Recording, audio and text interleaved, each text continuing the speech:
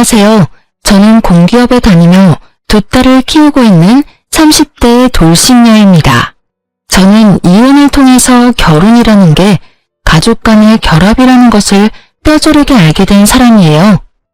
저와 남편의 사이가 좋거나 나쁘거나를 떠나서 시댁이나 친정의 일이 벌어지면 상대편에도 영향을 끼칠 수 있다는 걸 결혼하고 나서야 알게 된 거죠. 남편과 저는 평범한 직장인으로 두 딸을 키우면서 잘 지내고 있어요. 저는 아이 양육을 위해 육아휴직을 하기로 했었지만 시댁의 요구로 일을 그만두고 경단녀, 경력단절 여성이 되었어요. 아이가 어느 정도 크고 나면 다시 일을 하리라 생각했기 때문에 중간에도 틈틈이 공부도 하고 교육도 받았어요. 그게 아니었으면 이혼하고 저도 어떻게 되었을지. 남편은 둘째 아들로 시댁에서는 남편을 그리 귀하게 여기는 눈치는 아니었어요. 왜냐면 시댁 자체가 장남, 장손에 대한 기대가 큰 집안이었거든요. 뭐든 첫째한테만 몰아주는 집, 그런 집이었거든요.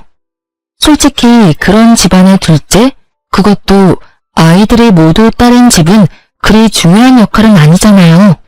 저는 그게 오히려 더 좋았어요. 시댁에 관여할 일 없이 저희끼리만 집을 잘 꾸려가면 될 일이니까요. 시댁의 장남과 결혼했더라면 옷 입는 것부터 먹는 것까지 하나하나 간섭이 들어왔을 테니까요. 그런 면에서 치면 아예 둘째나 막내가 속 편한 건 사실이라고 생각해요. 그런데 그런 시댁에서 장남은 아주 골칫덩어리였어요. 오냐오냐 자라서 문제 일으키는 일만 할 줄 알지 문제를 수습할 줄 모르는 게 이 집 장남이었어요. 게다가 제가 결혼했을 때는 남편 결혼식 부조까지 갖고 날라버렸으니 말 다한 셈이죠. 결국 그때 결혼식 비용도 모두 시부모가 대신 내줬어요. 결혼식 당일에는 몰랐지만 결국에는 다 알게 되더라고요. 남편이 슬쩍 그렇게 이야기하며 집에 돈 드는 일은 당분간 자제하자고 했을 정도니까요. 사람하고 시비 붙어서 깽값 물어주고 돈 빌렸다는 사람 오면 돈 갚아주고 그 엄청난 사건 사고들은 시부모와 남편이 모조리 뒤처리하곤 했어요. 당시 저는 20대 후반으로 결혼이라는 게 둘이서만 하는 거라고 착각하던 꿈 많은 여자였죠.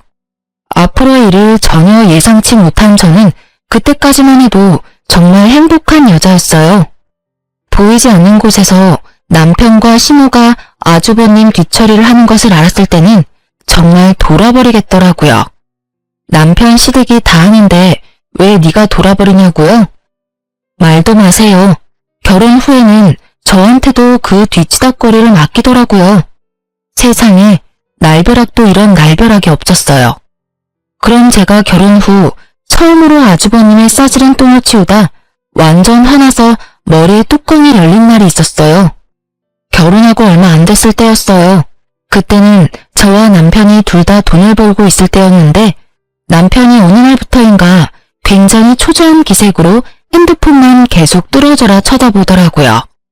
벨소리가 나면 황급히 화면을 받다가 원하던 사람이 아니면 곧 시무룩해지고 이상하잖아요.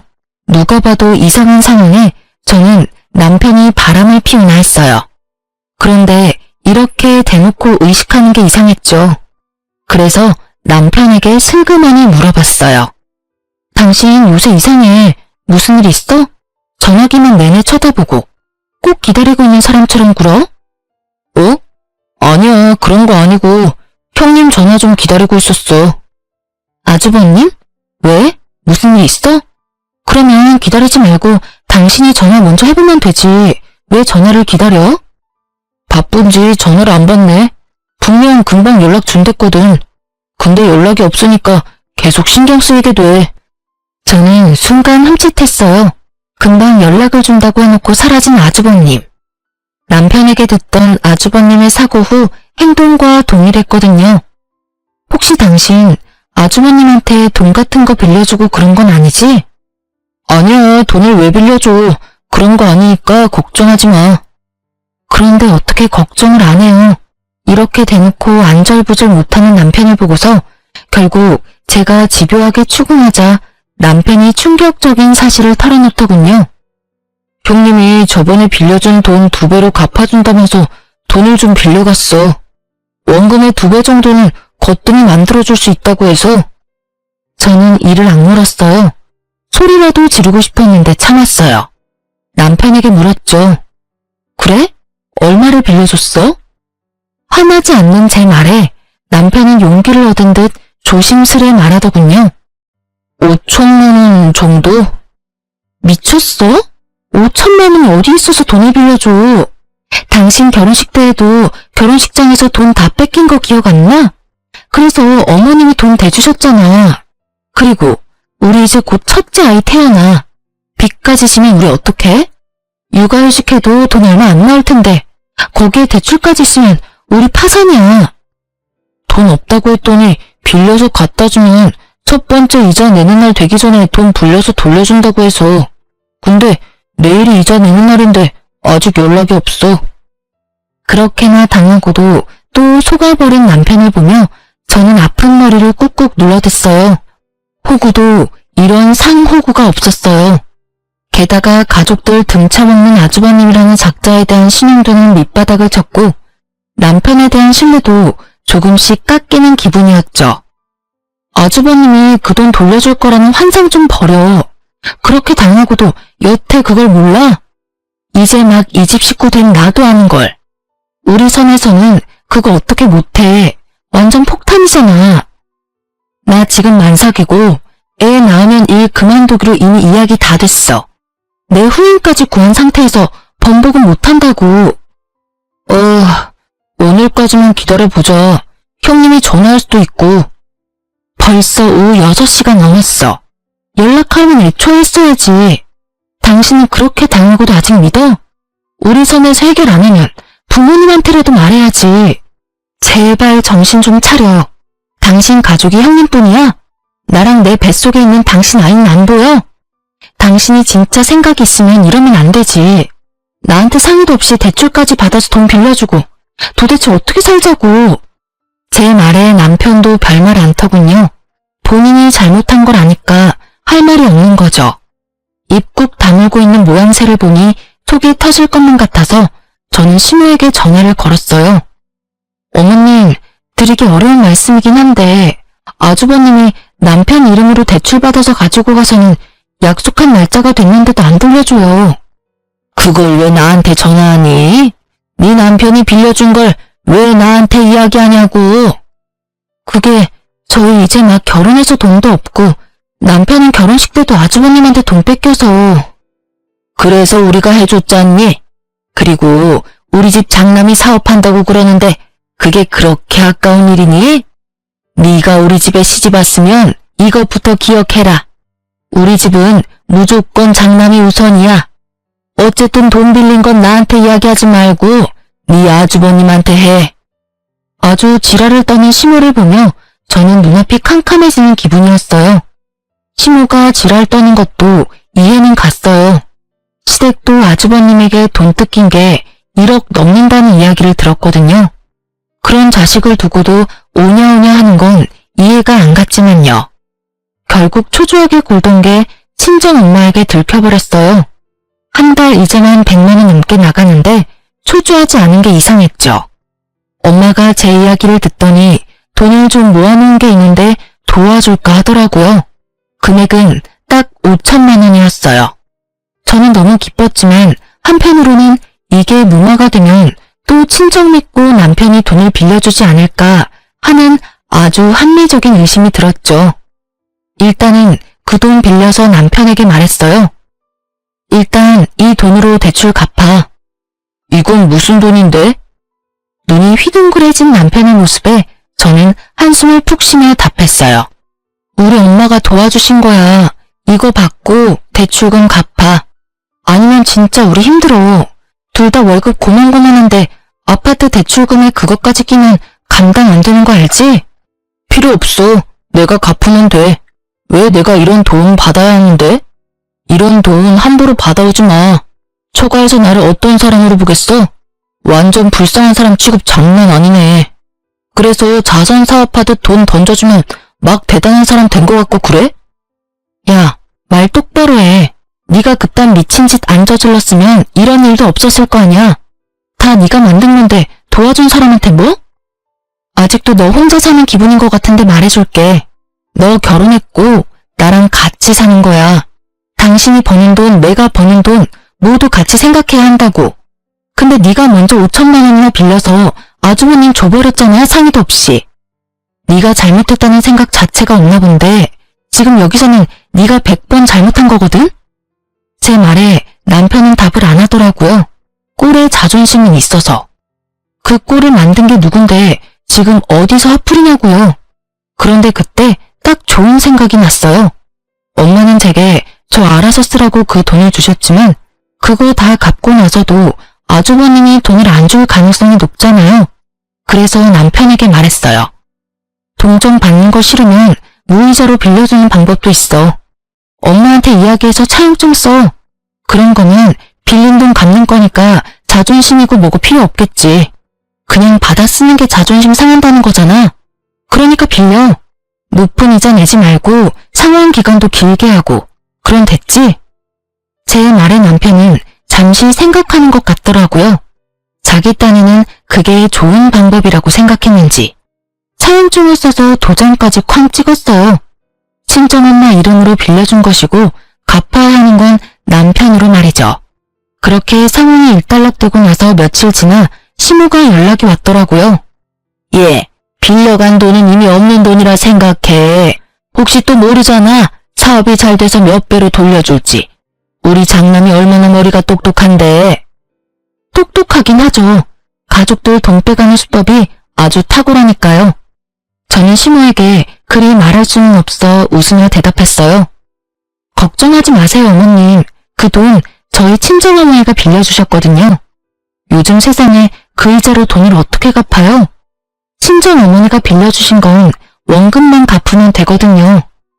뭐, 설마 우리 아들한테 처갓돈 빌리도록 만들었니? 네, 저희 이자가 감당하기 힘들 정도라서 어쩔 수 없었어요. 남편이 대출받을 때 형님이 금방 돌려주실 거라고 상환 기간을 짧게 하기도 했었고. 진짜? 왜 그런 쓸데없는 짓을 해?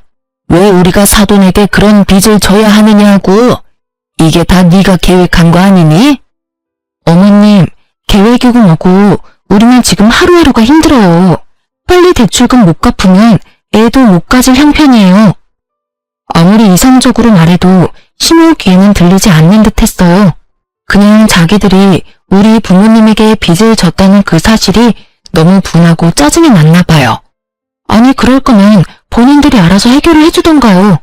전화했을 때는 그렇게 매몰차게 굴며 전화를 끊더니 그 돈 우리가 갚을 거야. 네가 그런 짓 하면 사돈이 우릴 어떻게 보겠어? 남이 이상하게 볼 건 알면서도 아주버님이 사고치는 게 고쳐지지 않을 일이라는 건 왜 모를까요? 그 말하고 시모는 있는 돈 없는 돈 다 끌어모아 결국은 2천만 원을 모아서 주더군요. 그 돈은 남편이 받아서 저희 친정어머니에게 돌려줬고요. 어머니는 그 돈 받고 엄청 떨떠름한 표정이었어요. 예, 너희 금방 이렇게 갚을 거면 내가 괜한 참견한 거 아니니? 아니야, 우리가 급한 불 꺼줬다고 시어머니가 돈 마련해서 조금이라도 갚으려고 하는 거야. 받아서 다시 모아도 언젠가 쓸 일 있겠지. 그 일이 있고 나서부터는 남편도 시모도 저에게는 돈 이야기는 일절하지 않더라고요. 아주버님이 도망가서 집안에 문제 생길 일도 없었지만 간혹 아주버님과 돈 문제로 얽힌 사람들이 집에 찾아오면 저한테 뒤치다꺼리를 맡기지는 않았어요. 또 그런 일 당하기는 싫었을 테니까요. 어쨌든 그 뒤로 저는 좀 편안해졌죠. 그리고 그날 이후로 저희는 경제권을 나눴어요. 합치는 건 무리라고 생각했거든요. 나중에 덤탱이 쓰는 건 질색이니까요. 평온한 날들이 계속되자 둘째가 생겼고 저는 경단녀로 지내며 공부를 하고 있었죠. 전 직장으로 다시 돌아갈 수는 없으니 다른 곳을 노리기 위해서 공부를 했어요. 그간 남편이 우리 집에 갚은 돈은 얼마 되지 않았죠. 장모에게 빌린 돈이 달콤하긴 했는지 갚을 생각이 전혀 없더라고요. 그러면서 그딴 싸구려 자존심은 왜 세웠는지. 하지만 3년 만에 도망갔던 아주버님이 집에 돌아왔어요. 그래서 저는 이번에야말로 아주버님에게 돈을 받을 생각이었어요. 그런데 아주버님 손에는 작은 갓난쟁이 하나가 있더라고요. 아주버님은 사고 친 것만큼 이혼 경력도 화려했거든요. 그런데 첫 번째와 두 번째 결혼에서는 아이를 낳지 않았는데 이번에는 아이가 같이 왔더라고요. 게다가 아들이었죠. 장남이 데려온 장손, 그것만으로도 시부모는 아주 좋아 죽더군요. 아주버님이 이혼을 했든 말든 아예 상관을 안 하더라고요. 시부모님이 불려서 간 그날 시댁은 아주 잔칫날처럼 푸짐하더라고요. 그런 와중에 저는 아주버님에게 인사를 하고 말했어요. 아주버님, 이제 그만 저희 남편한테 빌린 돈 갚아주세요. 저희 남편 아직도 그 돈 갚으면서 힘들게 살거든요. 남편이 말하지 못할 걸 예상하고 제가 말한 거였어요. 그런데 아주버님이 눈을 동그랗게 뜨더니 저한테 이렇게 말하더군요. 재수씨, 내가 돈을 빌린 건 내 동생이야. 엄마도 동생도 나한테 돈 돌려달라고 안 하는데 왜 재수씨가 나한테 돈을 달라고 요구해? 내가 재수씨한테 돈 빌린 건 아니잖아? 아주버님 말에 저는 기가 찼어요. 아주 개소리를 정성스레 하는 꼴을 보니 확 열을 받았죠. 윗사람이든 뭐든 그래도 할 말은 해야겠더라고요. 네, 그 돈 남편이 빌려드렸죠. 근데 그 돈 저희 친정 어머님이 남편한테 빌려줬거든요. 그러니까 갚으셔야죠. 솔직히 결혼 전에는 어떠셨는지 모르겠는데 결혼했으니 저도 남편이 하는 일에 충분히 간섭할 수 있거든요. 그게 가게를 위협하는 일이면 더더욱 그럴 수밖에 없고요. 제 말을 듣던 아주버님은 인상 좋은 얼굴로 웃더니 제가 아는 남편에게 말하더라고요. 너 좋은 와이프 얻었네. 남편 일에 화낼 줄도 아는 와이프 좋지. 돈 이번 주까지 마련해 줄게. 걱정하지 마. 이렇게까지 걱정하는 재수씨가 있는데 내가 어떻게 못 본 척하냐? 그렇지? 그러더라고요. 그 말에 남편 얼굴은 강만이 활짝 피었고요. 사실 2배까지는 아닌데 0.5 정도는 부풀렸지. 아쉽네. 더 맡겨놓으면 2배는 거뜬할 텐데. 그 말에 남편이 넘어갈 것 같아 저는 얼른 남편을 막았어요. 그냥 주세요. 원금만 돌려주셔도 돼요. 제 말에 아주버님은 싱긋 웃으며 알겠다고 답하더군요. 그 돈이 다시 돌아오길 바라며 저희는 집에 돌아갔고 약속날이 돼서 시댁으로 찾아갔어요. 그런데 아주버님은 없고 시모가 아이를 보고 있더군요. 육아의 고됨이 우러나는 시모의 모습에 저는 아주버님부터 찾았어요. 그런데 안 계시더라고요. 혹시 돈이라도 뽑으러 갔나 싶었는데 갑자기 시모가 제게 아이를 안겨주더군요. 잠깐 맡기려는 건 줄 알았는데 시모가 경악스러운 말을 꺼내더군요. 우리 손자, 네가 좀 맡아보거라. 저는 너무 놀라서 말이 안 나오더라고요. 지금 딸을 둘이나 키우는 저한테 애를 맡길 줄은 상상도 못했으니까요. 뭘 그렇게 놀라? 네가 이 집 며느리로 들어왔으면 할 일은 해야지.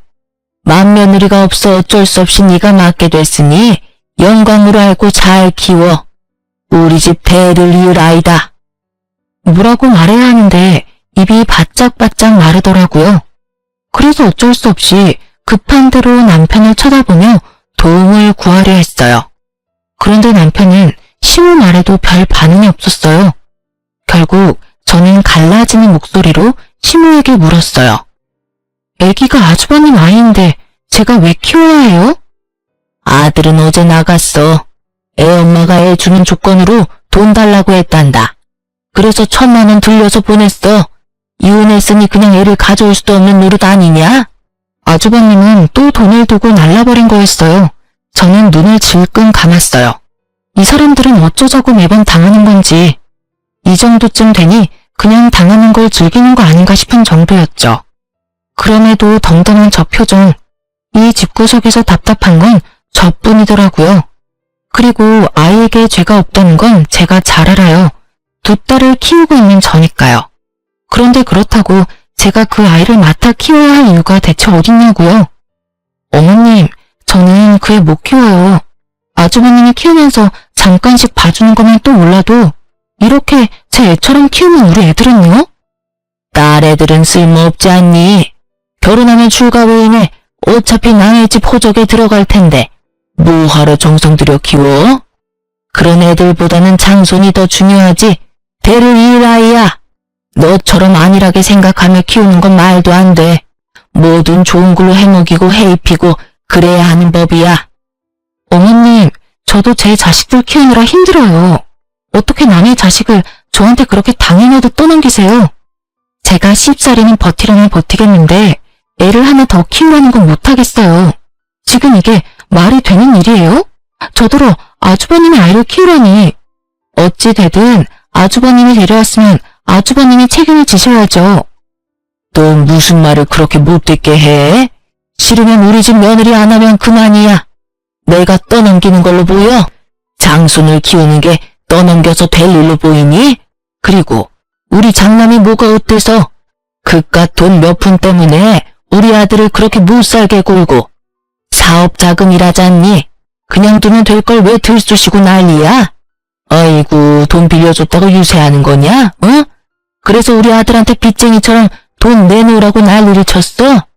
집에 오랜만에 온 애 여독을 못 풀게 하고 쫓아보내듯이 한 게 누군데?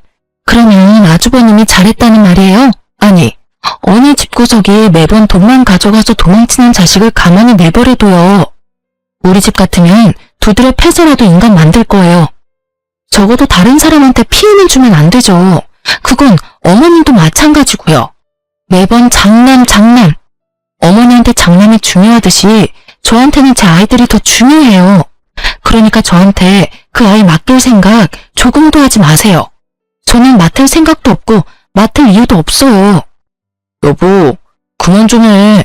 애 하나 봐주는 거 가지고 왜 이 난리야?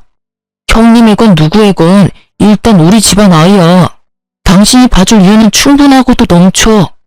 솔직히 애들 키우는 김에 하나 더 키운다고 생각하면 그렇게 어려운 일도 없잖아. 네 눈에는 육아가 그렇게 쉬워 보였어? 하긴 밤낮 안 가리고 애 울 때도 손가락 까딱 않던 당신이 뭘 알겠어? 난 돌아서면 밥 줄 생각에 놀아줄 생각에 넘치는 빨래 걱정, 집안일 걱정이 태산이야. 당신이 이 중에 하나라도 관심 있어 본 게 있어? 매번 쥐꼬리만한 월급 가져오면서 돈 번다는 이유로 나한테 애 다 맡겨놨으니 저 갓난쟁이는 밤낮 없이 돌봐야 해. 그러면 네가 볼래? 네가 애 분유 먹이고 기저귀 갈고 다 할래? 당신이 할 것 같으면 나도 거절 안 할게. 근데 당신 안 할 거잖아. 아니, 못 할 거잖아.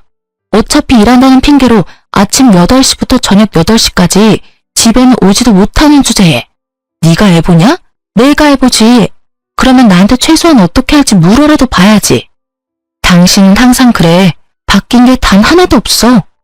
아주버님한테 돈 뜯길 때도 나한테 아무 말 없이 그 큰 돈 턱턱 빌려주더니 이번에도 나한테 말도 없이 애 맡기려고 하는 그 생각이 완전히 글러먹었다고.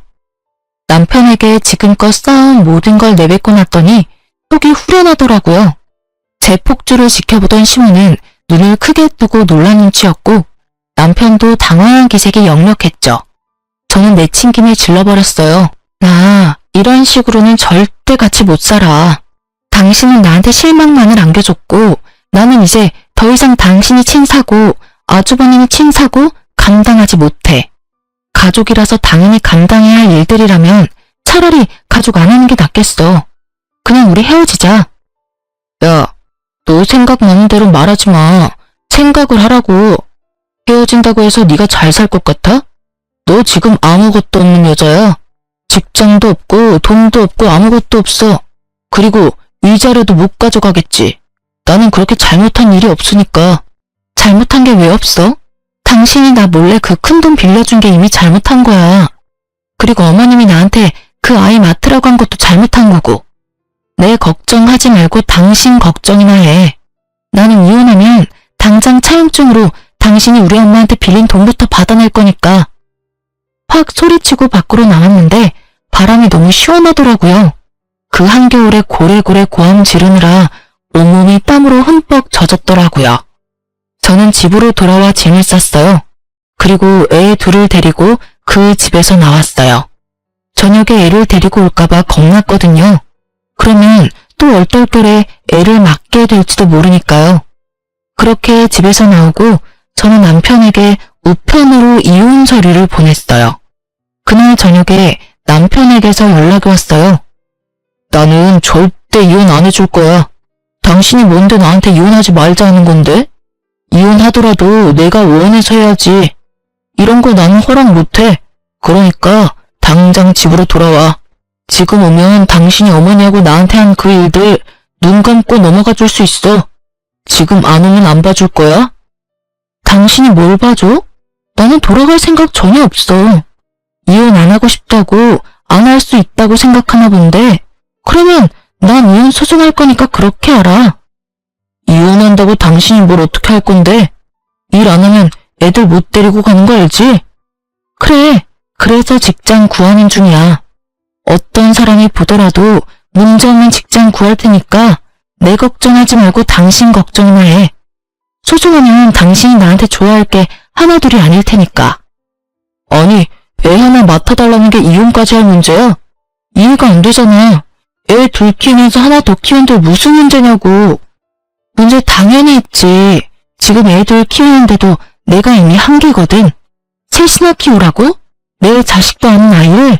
내가 왜? 내가 왜 네 잘난 형님이 싼똥 치우고 살아야 하는데? 만약에 아주버님이 잘못되어서 애 봐줄 사람이 없다면 내가 돌볼 수도 있었겠지. 나도 그렇게 마음 모진 사람은 아니니까. 근데 이건 뭐야? 돈은 있는 대로 다 사기쳐서 뜯어가는 놈이 이번엔 애 볼모로 돈 또 등쳐먹어 놓고는 애는 애들을 나한테 맡긴다고? 안 되지. 난 그건 절대로 못해줘. 그러니까 당신이랑 나 사이에 더 이상 타협점은 없어. 알겠어? 결국 남편은 단호한 제 말에 별다른 대꾸 없이 전화를 끊었어요. 그리고 그 다음날 저희 친정으로 시모가 찾아왔더라고요. 그 애를 데리고요. 넌 어떻게 책임감이 그렇게 없어? 애는 끝까지 봐줘야지. 아직 너희 이혼한 사이도 아닌데 집까지 나가서 이렇게 찾아오게 만들고. 사돈댁이 우리를 어떻게 보겠어? 참 웃기지도 않을 걱정을 하시더라고요. 이미 우리 부모님 내에서 저희 시댁은 평판은 제로인데 말이죠. 시모는 그렇게 말하며 애를 또 저한테 넘기려 하더군요. 미쳤어요? 저희 이혼 사유가 그 애 때문인데 왜 제가 그 애를 맡아요? 데리고 가시고요. 애가 아무리 봐도 아주버님이랑 안 닮은 것 같은데 그것부터 의심해 보셔야 하는 거 아니에요? 이혼하고 얼마 안 돼서 애 낳았다면 몰라도 이미 이혼하고 한참 지났는데 아주버님 애가 아닐 수도 있는 거죠. 제 말에 시모가 흠칫 놀란 얼굴을 하더라고요. 하긴 자기도 장남한테 그만큼 당했으니 이제는 장남의 수법을 알 때도 됐겠죠. 저는 처음부터 의심하던 것을 말했을 뿐이었고 처음으로 그럴 수도 있겠다고 생각한 건 시모였죠. 시모는 제 말에 다른 반박도 없이 황급히 애를 데리고 나가더군요. 저는 이제 더 이상 아무 상관도 하고 싶지 않았어요. 그냥 이대로 저한테서 꺼져줬으면 하는 바람뿐이었죠. 그 모양을 보던 저희 친정어머니는 시모가 나가고 나서는 소금까지 뿌릴 정도였으니까요. 물론 나중에 다 치우긴 했지만요. 친정 부모님은 시모의 그 모습을 보고는 이혼 잘 생각했다고 아예 격려를 해주었죠. 그리고 남편이 이혼 서류를 끌어안고 작성해주지 않고 시간만 끄는 동안 부모님의 육아 도움으로 공기업에 입사할 수 있었어요. 이혼 직전에 직장을 가지게 돼서 너무 좋았어요. 그렇게 저에게는 좋은 일들이 하나둘씩 일어나고 있을 때 시댁은 난리도 아니었더라고요. 아이가 아주버님과 닮지 않았다는 말에 시모는 그 길로 가족 확인 검사를 했나 보더라고요. 친정 확인을 하려니 아주버님이 안 계셨잖아요. 그래서 가족 확인을 했는데 전혀 다른 핏줄이었던 거죠. 혈연 관계가 1도 없는. 결국 띵받은 시모는 돈을 갖고 날라도 찾지 않았던 아주버님을 애가타게 찾으며 다녔다고 하더라고요. 그런데 쉽게 찾을 수 있을 리는 없잖아요. 그러자 아예 대상을 바꿨더라고요. 애를 맡긴 세 번째 맏며느리를 찾아가기로 한 거죠. 그쪽은 생각보다 쉽게 찾았다고 해요. 그런데 거긴 거기 나름대로 문제가 있었더라고요. 시부모가 겨우 맏며느리 찾아서 애 돌려주면서 아들한테서 받아간 1,000만 원을 달라고 했나 보더라고요. 그런데 그 맏며느리가 도리어 열받아서 소리치며 무슨 돈이냐며 이혼 위자료나 내놓으라며 난리를 쳤다더군요. 알고 보니 그 아이는 맏며느리가 지금 만나고 있는 남자와의 사이에서 낳은 아이였는데 아주버님이 그 애 데리고 우리 집 가면 돈을 받을 수 있을 거라며 그 돈 받아서 위자료를 주겠다고 했나 봐요. 그렇게 애를 맡겼는데 애도 남자도 돌아오지 않아 애가 탔나 보더라고요. 그렇다고 시댁 가서 애를 데려올 수도 없는 노릇이잖아요.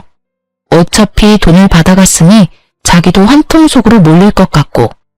그렇게 고민하던 차에 시부모가 직접 왔으니 차라리 잘 됐다 싶은 거죠. 애도 돌려받고 도망간 아주버님 대신에 시부모에게 위자료를 대신 받을 수 있다고 생각했던 것 같아요.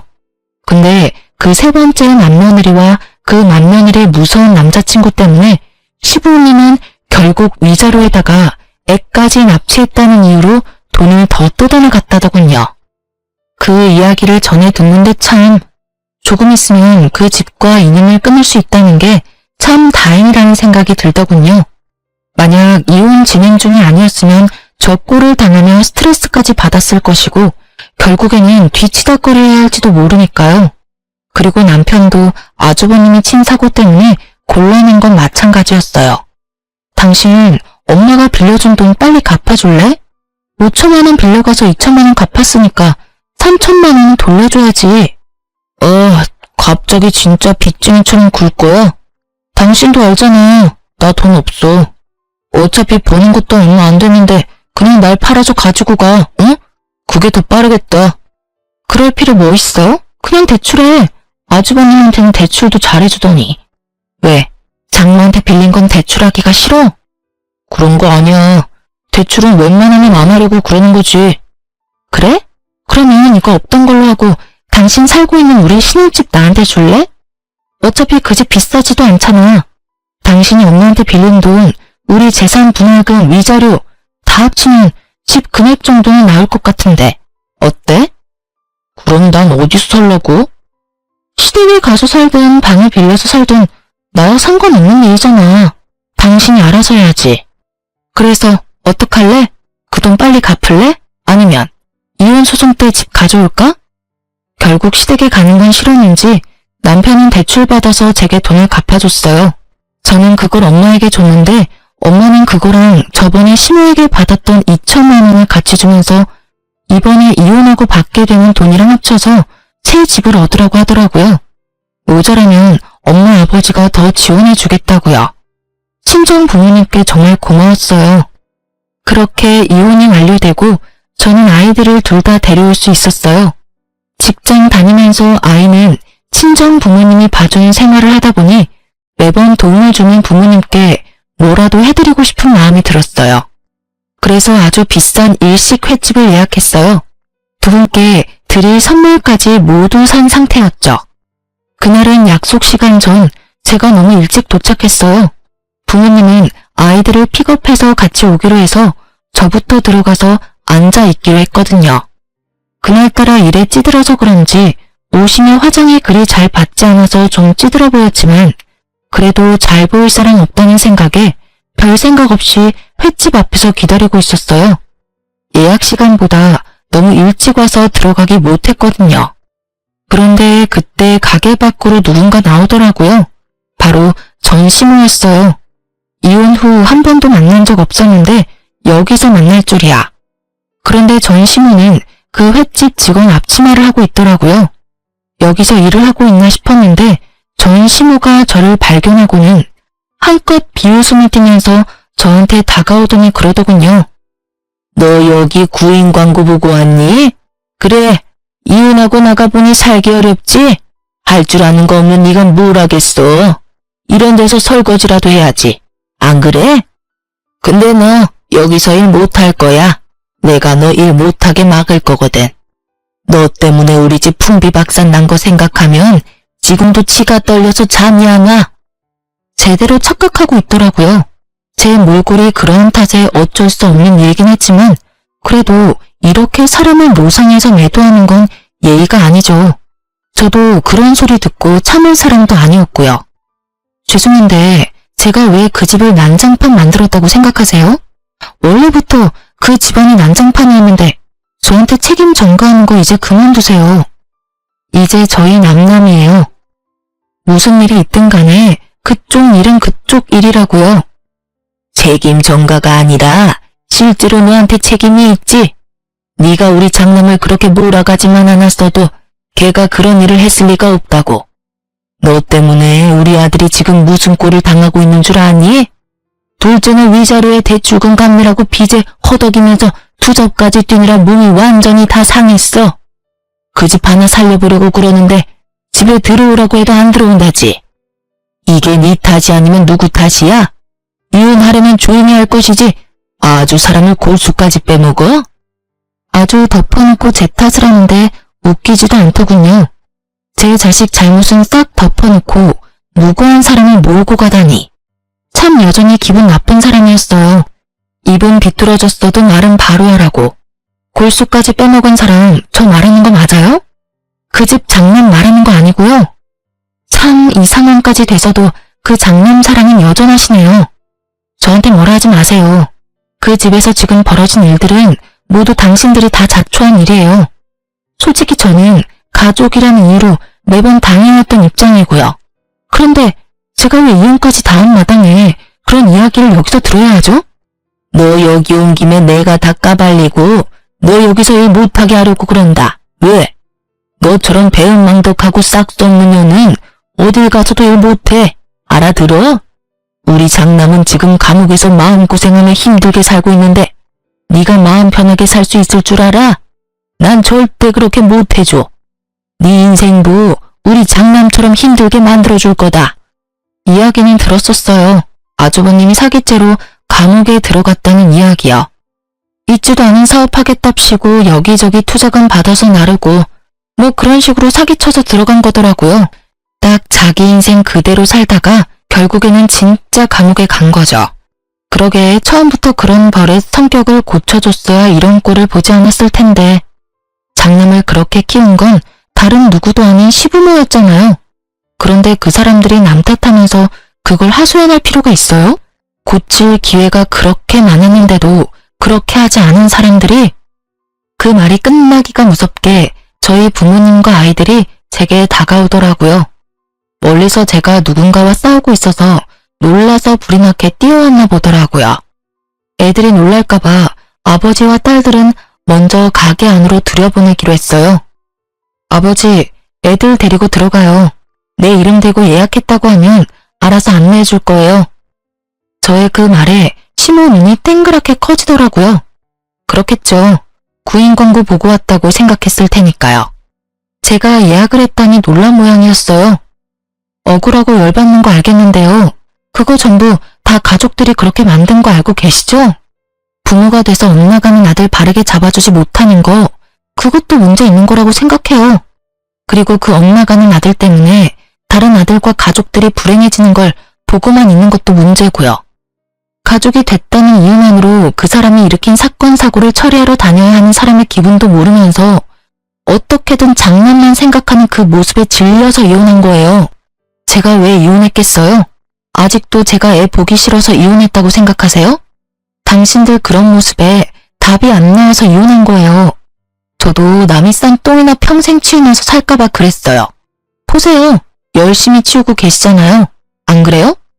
제 말에 전 시모 얼굴이 벌겋게 달아오르더니 뭐라고 내뱉고 싶어하는 것 같았어요. 그런데 그 전만큼 당당하게 나오지 못하는 건 제가 여기 예약 손님이라 그런 것처럼 보였어요. 그리고 저는 이혼하기 전에 이미 공기업 취직이 된 상태였어요. 그러니까 이런 데 일하러 올 필요도 없고요. 오늘은 고생하신 저희 친정 부모님 모시고 맛있는 식사에 선물 드리려고 했던 거예요. 밥맛이 있을지는 모르겠지만요. 결국 아무 말 못하고 부들부들 떠는 아줌마를 내버려두고 저는 가게 안으로 돌아왔어요. 미리 시켜놓은 대로 제일 비싼 코스 요리를 먹고 있으니 전 시모 눈에서는 불이 활활 타오르더라고요. 게다가 음식을 서빙하는 것도 아주 불성실하고 불친절하게 하고요. 결국 저는 중간에 사장님을 불러서 저희 테이블은 서빙하는 사람을 다른 분으로 바꿔달라고 요청했어요. 사장님이 연신 허리를 굽히며 사과하더니 결국 밖에서 신우가 혼나고 있더군요. 왜 손님한테 그렇게 잡아 죽일 것 같은 얼굴을 하느냐고요. 혼나면서도 저를 흘기 쳐다보는 신우를 보니 여전히 바뀌지 않겠다는 생각이 들더군요. 그 뒤로는 그 횟집에서 더 이상 신우를 볼 수 없었어요. 아마 그 뒤로 잘렸거나 본인이 그만뒀겠죠. 결국 마지막까지 제 탓만 하던 아줌마라서 앞으로도 쭉 그렇게 살 것 같아요. 지금 생각해보면 그때 빠져나온 게 참 다행이라는 생각이 들어요. 그 꼴 보며 오래 살았을 리 없다고 생각하거든요. 제가 이혼을 겪으면서 생각한 건 생각보다 결혼이란 건 각자의 가족에 미치는 영향이 크다는 점이었어요. 그래서 지금 결혼을 생각하는 젊은 분들에게는 꼭 알려드리고 싶었어요. 왜 부모님들이 상대방 부모님과 집안 분위기를 신경 쓰는지 당연할 수밖에 없더라고요. 저처럼 이렇게 잘 알아보지 못하고 또는 별거 아니라는 생각으로 가볍게 결혼을 생각했다가는 이렇게 피보는 일이 생길 수가 있거든요. 저희 부모님도 제 결혼 때 신경을 쓰긴 했지만 그때는 아주버님의 그런 생각들을 모두 제대로 알고 있었던 게 아니었으니까요. 만약 알아볼 수 있다면 최대한 상세히 알아보고 결혼하는 것이 좋아요. 그리고 결혼을 하신 분들이라면 최대한 거리를 두시는 게 좋을 거라고 말씀드리고 싶네요. 가까우면 저처럼 이용당할 수 있거든요. 저의 결혼 생활에 그런 것을 생각하지 못한 게 흠이긴 하지만 저의 경험으로 인해서 다른 분들께 알려드릴 수 있는 기회는 생겼잖아요. 그리고 이미 그곳과는 멀리 떨어진 채 자유롭게 잘 살고 있으니까요. 혼자서 애 둘을 키운다는 건 쉬운 일은 아니에요. 편하기보다는 힘들고 평온하기보다는 전쟁 같은 날들이 더 많죠. 그렇지만 확실한 건 다른 사람의 친 사고로 제가 고통받는 일은 없다는 게 중요한 거죠. 글을 쓰다 보니 참 저도 대단한 집에 있었다 싶네요. 글 읽으면서 답답하게 느끼셨다면 안심하세요. 저는 지금은 전혀 그렇지 않으니까요. 전 시댁 식구들은 본인들 스스로 판 무덤에 여전히 스스로 눕기 일보 직전이지만요. 생각보다 글이 길어졌네요. 시간 내에 읽어주신 분들에게 작은 재미, 작은 도움, 작은 위로가 될 수 있기를 바라요. 모두 즐거운 하루 보내세요.